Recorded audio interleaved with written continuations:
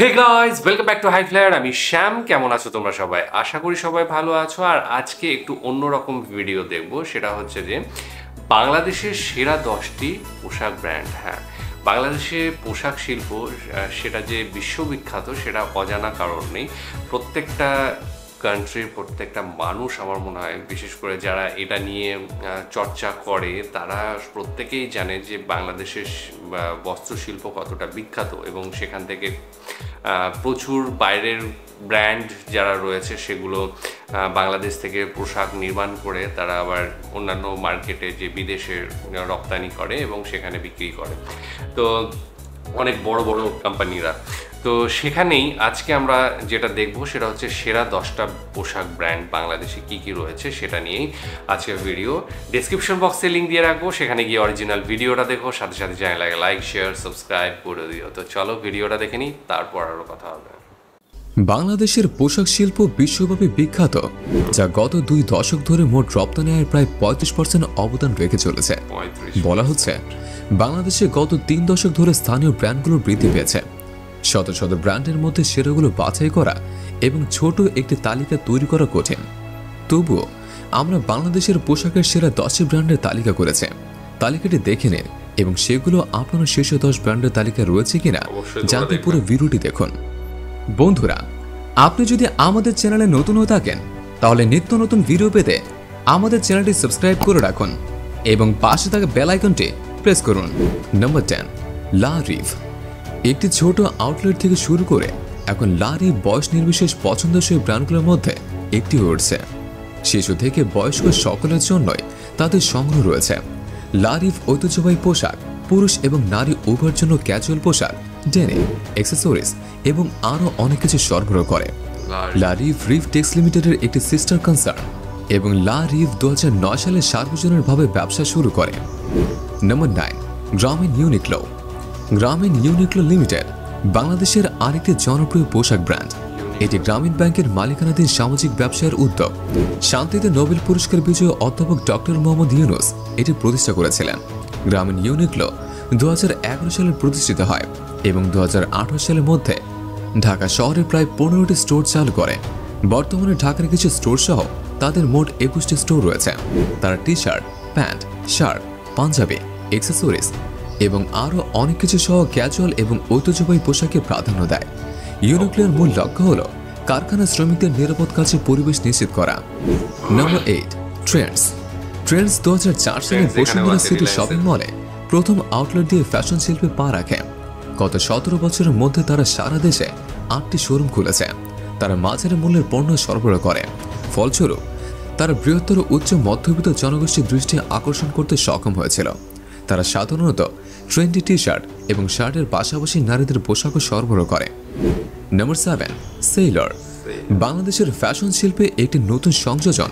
Sailor 2015 সালে তাদের ব্যবসা শুরু করে এবং মাত্র 6 বছরের মধ্যে তারা তুলনামূলক কম দামে উচ্চমানের পোশাকের কারণে ক্রেতাদের যথেষ্ট মনোযোগ আকর্ষণ করেছে। তাদের পণ্য লাইনে পাঞ্জাবি, জুতা, শার্ট, টি শার্ট, অ্যাক্সেসরিজ এবং আরও অনেক কিছু রয়েছে। পুরুষদের পণ্যের পাশাপাশি তারা নারীদের জন্য যেমন কামিজ, কুর্তি, টপস, জুতা, বটমস এবং আরও অনেক কিছু সরবরাহ করে। সেইলর অ্যাপিলন গ্রুপের একটি sister concern. Number 6, yellow. Beximco গ্রুপের প্রতিষ্ঠিত ইয়েলো বাংলাদেশের অন্যতম শীর্ষস্থানীয় ব্র্যান্ড। 2004 সালে প্রতিষ্ঠিত হলেও তারা স্বল্প সময়ের মধ্যে শীর্ষ অবস্থানে পৌঁছেছে। সাধারণত ইয়েলো পুরুষ এবং নারী উভয়ের জন্যই তরুণ প্রজন্মের রুচি অনুযায়ী পণ্য পরিবেশন করে। সুতরাং আপনি পুরুষদের, নারীদের, শিশুদের পোশাক এবং অ্যাক্সেসরিজ পাবেন। Number 5, Freeland. ফ্রিল্যান্ড 2003 সালে তাদের যাত্রা শুরু করে এবং পরবর্তী 10 বছরের মধ্যে তারা বিশাল আকারে বেড়ে ওঠে। তরুণ ও অফিসগামী মানুষদের জন্য তারা বাংলাদেশের ফ্যাশন শিল্পে একটি নতুন ট্রেন্ড চালু করেছে। ফ্রিল্যান্ড নামটি দ্বারা তারা আপনার পোশাক নির্বাচনের স্বাধীনতা বোঝায়। তারা জুতা এবং অ্যাক্সেসরিজ সহ পুরুষদের এবং নারীদের পোশাক সরবরাহ করে। নম্বর 4, এক্সটেসি। এক্সটেসি আরও একটি ব্র্যান্ড যা ইয়াংস্টারদের মাঝে বেশ জনপ্রিয়। ফ্যাশন সচেতন এবং বিশ্ববিদ্যালয়, পড়ুয়া বা সামাজিক অনুষ্ঠানে ফ্যাশনেবল পোশাক পরতে চান এমন তরুণ প্রজন্মের মধ্যে এক্সটেসি অত্যন্ত জনপ্রিয় এবং ব্র্যান্ডটি সফলভাবে বর্তমান প্রজন্মের চাহিদা পূরণ করে চলেছে।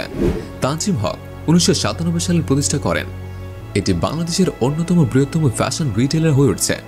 তারা পুরুষদের jeans, casual T shirt, casual pant, নারীদের টপ, কামিজ, ব্যাগ, অ্যাক্সেসরিজ, বাচ্চাদের পোশাক এবং আরও অনেক কিছু সরবরাহ করে। নাম্বার 3, রিচম্যান 2003 সালের দিকে তাদের কার্যক্রম শুরু করে। এটির মূল সংস্থা লুবনান ট্রেড কনসোর্টিয়াম লিমিটেডের একটি শাখা। তারা সব ধরনের ফ্যাশনেবল পোশাক যেমন ক্যাজুয়াল, ফর্মাল এবং বাচ্চাদের আইটেমও তৈরি করেন। তবে মূল সংস্থাটি 3টি পৃথক ব্র্যান্ড লুবনান, রিচম্যান এবং ইনফিনিটির মাধ্যমে পরিচালনা করে। মোহাম্মদ জুনায়েদ বাংলাদেশের মধ্যস্তরের ক্রেতাদের প্রথম শ্রেণীর পোশাক সরবরাহ করার লক্ষ্যে রিচম্যান প্রতিষ্ঠা করেছিলেন। Number 2, cat's eye. আজকের তরুণ প্রজন্ম ক্যাটস আইয়ের নস্টালজিক অনুভূতি বুঝতে পারবে না। শুধুমাত্র 90 দশকের লোকেরাই এই ব্র্যান্ডের মূল্য জানে।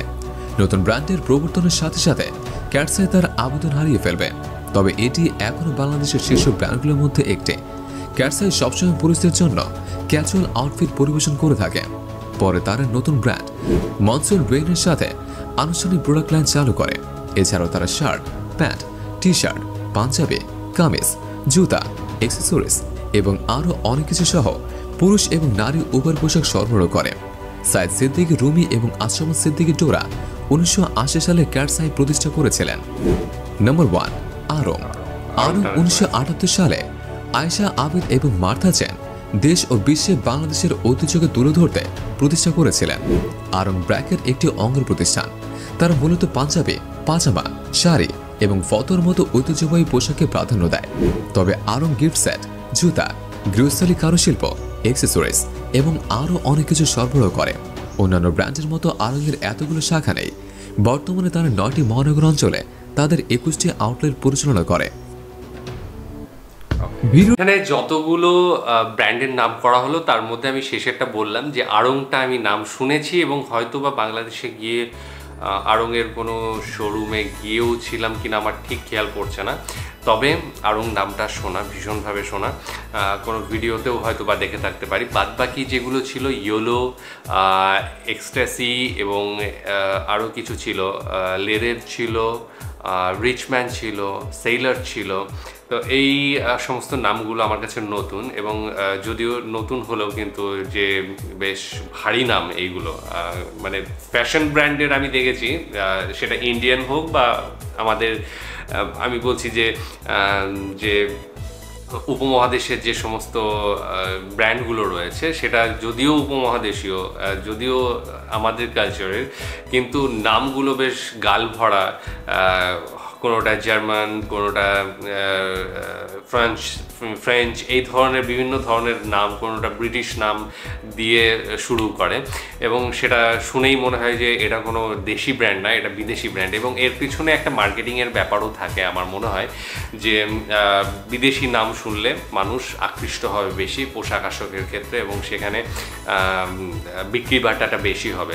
এই জন্যই হয়তো বা এই নামগুলো দেওয়া, কারণ দেশি নামের ক্ষেত্রে একটু পোশাক আশাকের ক্ষেত্রে অ্যালার্জি রয়েছে মানুষের, যতটা পারা যায়। মানে আমাদের সেই শুরু থেকে আছে যে ব্রিটিশ আমল থেকে যে বিদেশি পোশাক পরার একটা চল, যে রিচ যারা হাই স্ট্যাটাসের মানুষজন ছিল তখন কিন্তু তারা ওই বাইরে থেকে যে সমস্ত জামা কাপড় আসতো এবং ব্রিটিশরা সহ তারা কিন্তু এই জামা কাপড়ই পরতো, বাইরের জামা কাপড়, এবং লন্ড্রি করতে দিতে হলেও সেটা বাইরের দেশ থেকে লন্ড্রি হয়ে আসবে, এইরকম একটা ব্যাপার ছিল। তো সেই চল থেকে আমার মনে হয় যেন আগামীতে এবং এখনো পর্যন্ত এই মানে চলটা রয়ে গিয়েছে যে নামটা হবে একটু ওই ধরনের ইউরোপীয় একটু স্টাইলের নাম ব্র্যান্ডগুলোর, এবং সেখান থেকেই ব্যবসা শুরু হবে।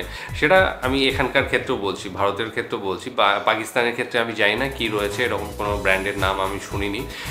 তবে ট্রেন্ডস কিন্তু আমাদের এখানেও রয়েছে, সেটা রিলায়েন্সের ট্রেন্ডস রয়েছে এবং যে কাপড় জামা বেশ ভালো কোয়ালিটি হয়। আর বাংলাদেশে তো কাপড় শিল্পের জন্যই উন্নত এবং সেখানে অবশ্যই প্রত্যেকটা ব্র্যান্ডই তাদের কোয়ালিটি সম্পন্ন মাল তারা রাখবে এবং তার প্রোডাক্টগুলো সেই কোয়ালিটি মেনটেন করে রাখবে এবং যাতে করে সহজলভ্য হয় সেটাও দেখবে, কারণ সেখান থেকে যেহেতু তৈরি হচ্ছে সেখানে বাংলাদেশে জামা কাপড়ের দাম কম হওয়াই উচিত এবং সেই ব্র্যান্ডগুলো সেগুলো চেষ্টা করে নিশ্চয়ই।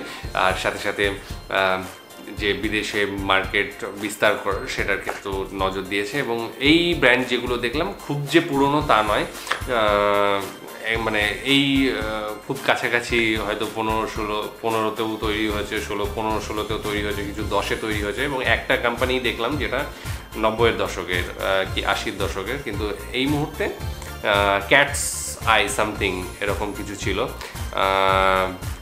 ক্যাটসাই ছিল এরকম কিছু, তো সেটা বেশ পুরনো। আর বাকি যেগুলো মোটামুটি 2 দশকের বলা চলে, 2 দশক 1 দশকের মধ্যেকারই বলা চলে।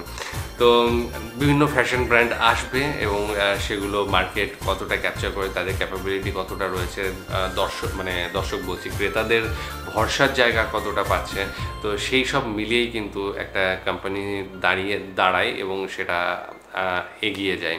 তো ভীষণ ভালো লাগলো, 10টা কোম্পানি দেখলাম, নামগুলো শুনলাম, মনে থাকবে কিছু কিছু মনে থাকবে, কিছু কিছু মনে থাকবে না, তবে নিয়মিত দেখতে থাকলে অবশ্যই আমরা জানতে পেরে যাব এবং এখানে পাওয়া যায় কিনা আমি জানি না। তো যাই হোক, কেমন লেগেছে জানিও, ডেসক্রিপশন বক্সে লিঙ্ক দেওয়া রয়েছে, সেখানে গিয়ে অরিজিনাল ভিডিওটা দেখো এবং সাথে সাথে কমেন্ট সেকশানে তোমাদের এই ধরনের কোনো ভিডিও দেখার ইচ্ছে থাকলে অবশ্যই জানিও। আজকের মতো এখানে শেষ করছি, আগামী দিন আবার আসছি অন্য কোনো ভিডিও নিয়ে, ততক্ষণের জন্য স্টে টিউনড।